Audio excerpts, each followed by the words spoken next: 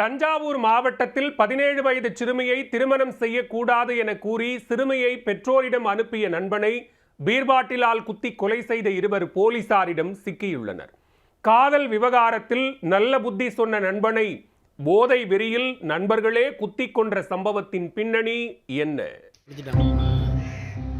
தஞ்சாவூர் மாவட்டம் கும்பகோணம் அருகே மூப்பக்கோவில் பகுதியைச் சேர்ந்தவர் 25 வயதான பாலாஜி.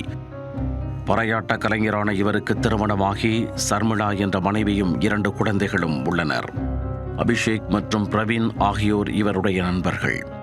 இந்நிலையில் நண்பர் அபிஷேக் அசூர் பகுதியைச் சேர்ந்த 17 வயது நர்சிங் படிக்கும் மாணவி ஒருவரை காதலித்து வந்துள்ளார்.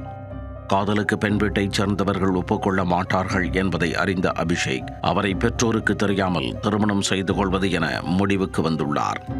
அதன்படி சிறுமியை யாருக்கும் தெரியாமல் அழைத்து கொண்டு கடந்த 11ஆம் தேதி பறையாட்ட கலைஞரான நண்பர் பாலாஜியின் வீட்டிற்கு அழைத்து வந்து தங்க வைத்துள்ளார். அதைக் கண்டு அதிர்ச்சியடைந்த பாலாஜி 17 வயது சிறுமியை திருமணம் செய்யக்கூடாது என்றும் போக்சோ வழக்கில் கைது செய்து விடுவார்கள் என்றும் அபிஷேக்கிற்கு அறிவுரை வழங்கியுள்ளார். இந்நிலையில் மாணவி பாலாஜி வீட்டில்தான் இருக்கிறார் என்ற தகவல் அறிந்து அவரது வீட்டிற்கே பெற்றோர் வந்துவிட்டனர். சிறுமியை சமாதானம் செய்து பெற்றோர் அழைத்துச் சென்று விட்டனர். இதனால் அபிஷேக்கிற்கு ஆத்திரம் பொங்கி எழுந்துள்ளது. இதனையடுத்து 2 தினங்களுக்கு முன் அபிஷேக், பிரவீன், பாலாஜி ஆகிய மூவரும் அசூர் அருகே சாத்தங்குடி வாய்க்கால் பகுதியில் அமர்ந்து மது அருந்தியுள்ளனர். அப்போது தனது காதலியை அவரது பெற்றோர் அழைத்துச் சென்றதற்கு பாலாஜி தான் காரணம் என அபிஷேக் தகராறு செய்துள்ளார்.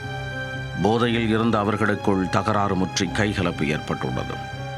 அபிஷேக், பிரவீன் ஆகிய இருவரும் பாலாஜிக்கு எதிராக திருப்பி தாக்க ஆரம்பித்துள்ளனர். ஒரு கட்டத்தில் ஆத்திரம் தலைக்கேறியவர்கள் பீர் பாட்டிலை உடைத்து பாலாஜியை சரமாரியாக குத்தியுள்ளனர். அதோடு விடாமல் அவரை சேற்றில் அடைத்து கொலை செய்துள்ளனர். இந்நிலையில் மறுநாள் காலை வரை தனது கணவரை காணாமல் பாலாஜியின் மனைவி தொடர்ந்து தொலைபேசியில் அழைத்துள்ளார். கணவர் காணாமல் போனது குறித்து அசூர் போலீசாரிடம் புகாரளிக்க போலீசார் தேடி வந்தனர். தகவல் அறிந்து சம்பவ இடத்திற்கு சென்ற போலீசார் சாத்தங்குடி வாய்க்கால் பகுதியில் இருந்து பாலாஜியின் உடலை மீட்டனர். திரும்பி நான் 10 மணி இருக்கும் நான் ஃபோன் அடித்தேன். 8 மணி வீட்டுக்கு போனாங்க. நான் 10 மணிக்கு நான் ஃபோன் அடிச்சதுக்கு இந்த ஒரு 10 நிமிஷம் வந்துடுறேன்னு சொன்னாங்க என்கிட்ட. திரும்ப ஒரு 10 நிமிஷம் திருப்பி ஃபோன் அடிச்சு இந்த கிளம்பிட்டே சார் சொன்னாங்க. அதான் திருப்பி அதுக்கப்புறம் ஃபோன் இப்போ ஒரு 11 மணிக்கு ஃபோன் அடிக்கிறேன். ஃபோன் சுவிச் ஆஃப் வருது. அப்படிங்கிற சுவிச் ஆஃப் வருது. எங்கள் வீட்டில் சொல்லி ரிங்கு போது எடுக்கலை யாருமே. திரும்பி நான் 11 மணிலேருந்து 12 மணி ஃபோன் அடிச்சு பார்த்தா எடுக்கவே இல்லை யாருமே. திரும்பி காலையில் 6:30 இருந்துச்சு ஃபோன் அடிச்சிருக்கேன். என் வீட்டுக்கு ஃபோன் அடிச்சிருக்கு, ஃபோன் எடுக்கல. அதுமாதிரி ரிங்கு தான் முடிச்சு எடுக்கவே இல்லை. திரும்பி இப்போ அபிபேசல் அவன் செல்லு சுவிச் ஆஃப்ல தான் இருக்குது. போலீஸ் ஆகுது. இப்போ சாய்மலை போலீஸ் அந்த சார் வந்து ஃபோட்டோ காமிச்சு இந்த மாதிரி இந்த பையன் அது மாதிரி எங்கே இருக்குன்னு சொல்லுவோம்.